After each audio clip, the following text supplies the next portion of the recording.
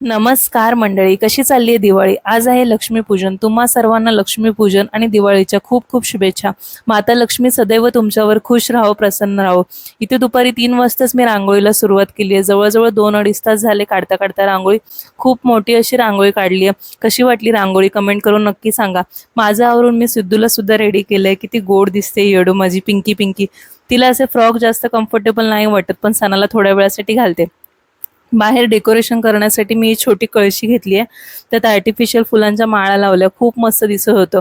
मी सुस्वागतम लिहिलं होतं ना, त्याच्याच समोर ते ठेवलं.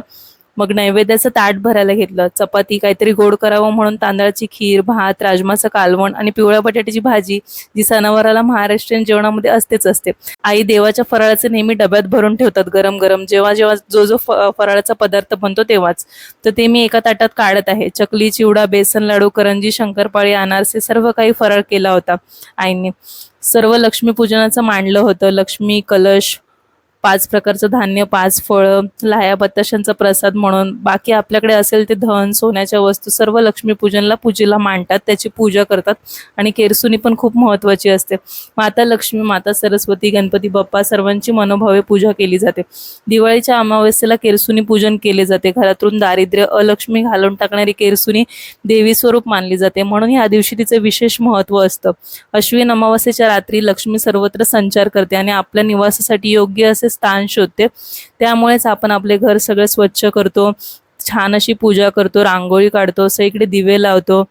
ज्या घरी लक्ष्मीला आवडतं त्या घरी लक्ष्मी वास करते, लक्ष्मी आपल्या घरी येते अशी आख्यायिका आहे. समृद्धी आणि ऐश्वर्याचे प्रतीक असलेल्या लक्ष्मीची पूजा या रात्री केली जाते.